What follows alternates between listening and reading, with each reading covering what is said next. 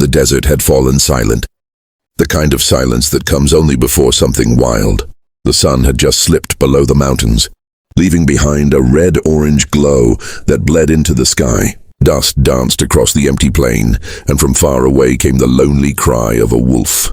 Then another answered. Cole Maddox, a weary cowboy with a gun on his hip and sand in his boots, rode through that silence. He wasn't looking for trouble, he never was, but trouble had a way of finding men like him.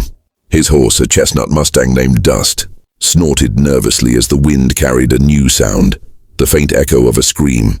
He stopped, listened. It came again, a woman's cry, sharp and desperate, carried by the dry wind. Without thinking, Cole turned his horse toward it. The desert opened wide before him, and there, near a cluster of rocks under the fading light, he saw movement. Wolves, 4 of them, circling something, someone. He kicked Dust forward, drawing his rifle. The crack of the first shot split the air, sending one wolf sprawling into the dust. The others turned, growling, teeth glinting in the last light. Cole fired again. Another fell. The rest lunged toward him, but his horse reared and kicked, and Cole swung down, landing between the girl and the beasts. When the last wolf hit the ground, silence returned, broken only by the girl's ragged breathing. She was young, maybe 19, her skin marked by war paint that was half washed away by tears and dirt.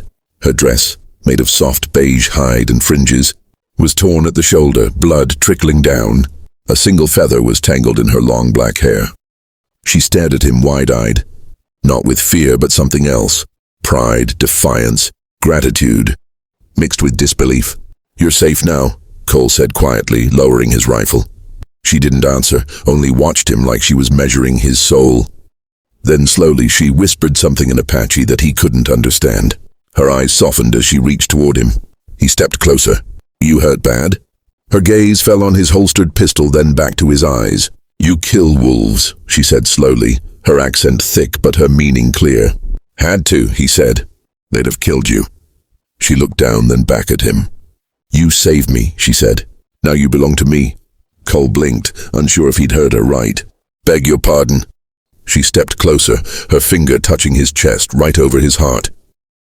"In my people's way, when a man saves a woman's life, her spirit ties to his. You're mine now." He didn't know whether to laugh or run, but something about her eyes, dark, deep and fierce, held him still.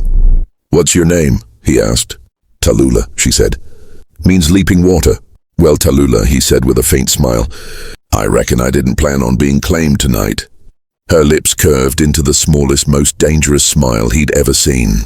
"The spirits planned for you," she whispered. As the wind carried the ashes of sunset into night, Cole felt something shift in the air, like the desert itself was watching. That night by the fire outside his cabin, she sat wrapped in a blanket, staring into the flames.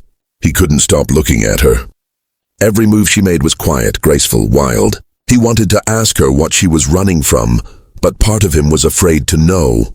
When he finally lay back under the stars, he told himself he'd take her back to her people at dawn. But deep down, he already knew his life wasn't his own anymore. He just didn't know yet what that meant. Dawn broke over the horizon like fire spreading across the sky. Cole woke to the sound of birds and the smell of smoke still rising from the dying campfire. The Apache girl was gone. Panic struck him before he realized she hadn't gone far, just standing by the horse, brushing its mane like she'd always belonged there. "You ride good?" he asked. She gave him a sharp glance. "I ride better than you." He chuckled softly. "We'll see about that." They rode out together through the sun-baked valley, the land stretching forever in every direction.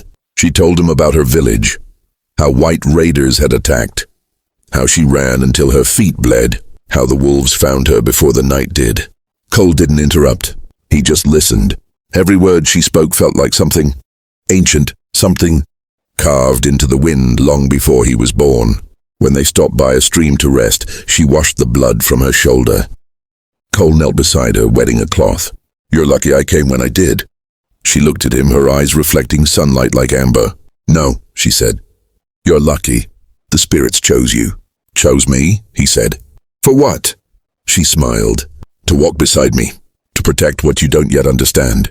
He wanted to argue, but her words carried a kind of truth that made him quiet. He handed her the cloth, and for a long time, they sat without speaking, the only sound being the slow whisper of the stream. That evening, as the sun sank low again, Tallulah asked to see his cabin. When they arrived, she walked inside like she'd known the place forever. Her eyes explored every shadow, every scar on the wooden walls. "You live alone?" she asked. "Always have," Cole said. "Not anymore," she replied simply. He turned a bit stunned.